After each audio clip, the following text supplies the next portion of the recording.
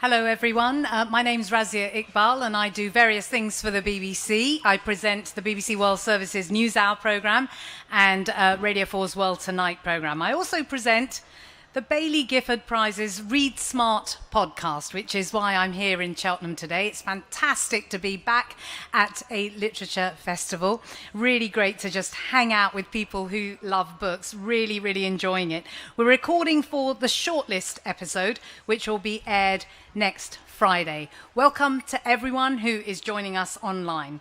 Today I am here to introduce you to this year's Chair of Judges, Sunday Times literary editor Andrew Holgate, who's going to reveal who has made the cut from this year's pretty illustrious long list. Andrew. Thanks, Razia, and welcome everyone to the announcement of this year's Baillie Gifford Prize for Non-Fiction Shortlist. My name's Andrew Holgate, and I'm delighted to be here on stage at the Cheltenham Literature Festival. There feels a real serendipity about announcing the shortlist at the festival here, not just because of the festival's commitment to reading over a long, long period, nor because of the Sunday Times sponsorship of the festival, but also because of the long-term sponsorship of this festival by the sponsorship of the prize itself, Baillie Gifford, who have a significant commitment both to books and literary festivals around the country. Now, there were 6 of us working our way through last year's list of non-fiction publishing to find the 6 best books. And I want to give a huge thank you to each of my fellow judges for their Stakhanovite work ethic and huge generosity in judging this year's award. Sarah Collins, Helen Sersky, Catherine Hughes, Johnny Pitts, and Dominic Sambrook.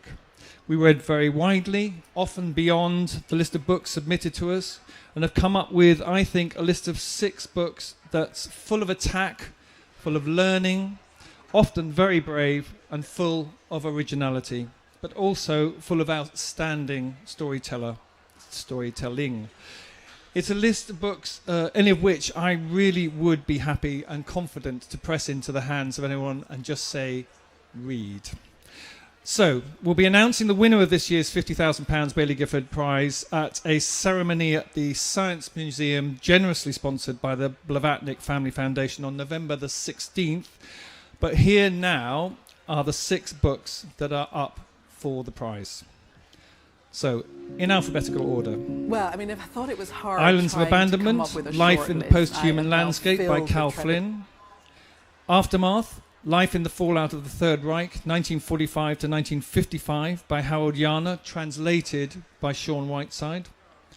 Empire of Pain, The Secret History of the Sackler Dynasty by Patrick Radden Keefe. Things I've Withheld by Key Miller. Fall, The Mystery of Robert Maxwell by Robert Peston, and Free, Coming of Age at the End of the History by Lee Ippy.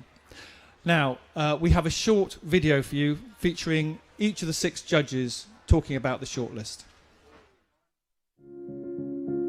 Well, I mean, if I thought it was hard trying to come up with a short list, I am now filled with trepidation about trying to decide a winner, because I think we have 6 equally worthy books here. And I think what bonds all the books on the shortlist is the fact that they're dealing with a kind of world, the 20th century really, that is falling apart. And within that, even though it's unsettling, there's an opportunity to build anew. The shortlist we've picked is, I mean, they're all brilliant books. They're very varied. Between them, they cover lots of different aspects. I think ultimately what we were looking for comes down to one word, and it's excellence.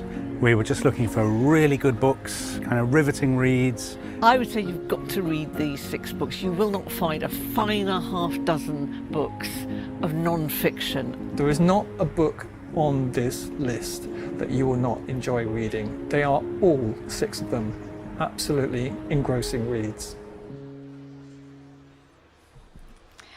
Wow, Andrew, that really is such a strong shortlist, really extraordinary. Now, I have been a judge on this prize, so I know how hard the decision is to go from 13 to 6. Was it agonising? It was really agonising. And we got down to about 8, and then there was, I thought it was going to be a long evening or afternoon, but actually people were very generous. And that's partly why this judging panel has been so wonderful, that we've had very few disagreements all the way along the line, and where there have been, people have been very generous in saying, I see your point, and we came to a 6 that we were all felt happy with. What's interesting, hearing what you said earlier, is that you wouldn't hesitate to press any of these 6 books into the hands of somebody. And in a way, maybe that's where that generosity comes from, where you kind of feel, actually, any of the 13 you would be willing to say to people, but with these ones, really seriously read them. Really.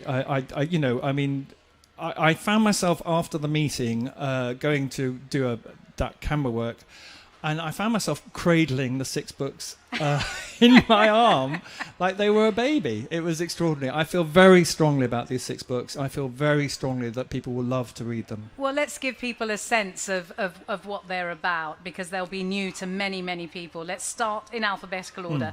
Cal Flynn's Islands of Abandonment, a very unusual book, this one. It is, and slightly left field. But it's a brilliant. First of all, it's brilliantly written, beautifully written. And it's about the human landscape after humans have left it, and how nature basically takes it back, sometimes, often, in very odd ways, and how it creates a new type of nature. And it sort of gives you a feeling of hope that we may be trashing the planet, but nature is and will fight back. Interesting and very, very prescient, for our times. Let's talk about Harold Janner's Aftermath. I mean, many books, not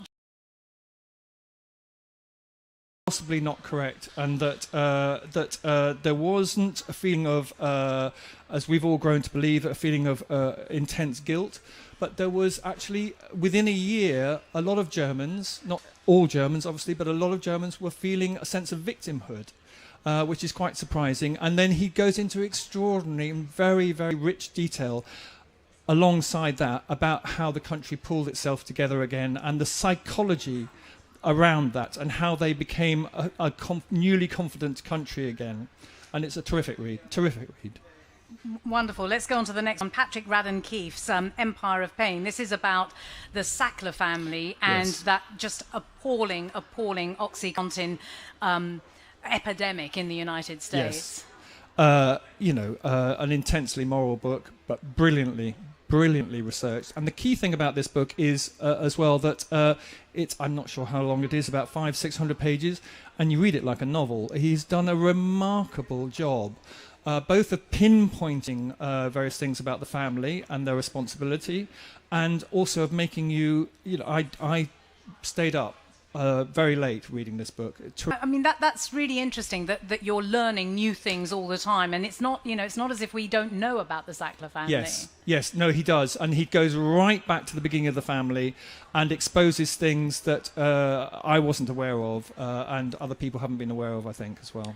Kai Miller's Things I've Withheld. It's a collection of essays, so this surprised me on the shortlist, because it's not often you see that in the Baillie Gifford. There was early on someone said to me, for a book of essays to make it onto the shortlist, there would have to be a really good book of essays. These are a really good book of essays. He's a poet. So he's a terrific writer anyway. He has an astonishing sensibility. He's often counterintuitive. He's prepared to make enemies, I suspect, with what he's saying. It's about things that are left unsaid by people, each of us to the other, particularly about race.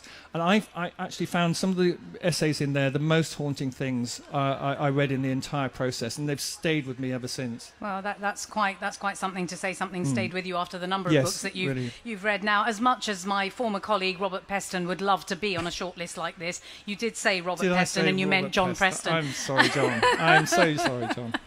So, John Preston's Fall. Now, there are more than a dozen biographies of Robert Maxwell. What is it about John's book that really stands out? I think he's done... So, Craig Brown had almost a new type of biography last year when he did his Beatles book. And it feels as though this is quite similar to that a lot of the extraneous material has been cut away. And what we are left with is an extraordinary read about what is quite frankly an extraordinary man. Every single chapter makes you really gasp with some of the things he got up to and some of the things he pretended. It's thoroughly entertaining. I think the thing with this as well is that it reads very easily, but creating a book like that reads that easily is a very difficult task. Last but not least, Leah Yippie's memoir, Free. She was born in Albania, went to Italy, educated in Italy. Tell us a little bit about Albania, a country that we don't really know very much about. What does she tell us about it? Well, she tells us, so it's told through the point of view of her when she's about 8 years old. And it reminded me actually of various other things like Lorna Sage's classic Bad Blood, where you get this child's perspective of what's happening. And she gets inside her own mind, and it's both about... She looks back with some fondness to some of the things that were going on then, but then discovers after the fall just how awful a lot of what was going on was, with people dying in what she took to be one thing and were actually death camps. And then it talks about the chaos that ensued, which I hadn't read anything about before and was quite striking. It's a beautifully written book. Very, very strong indeed.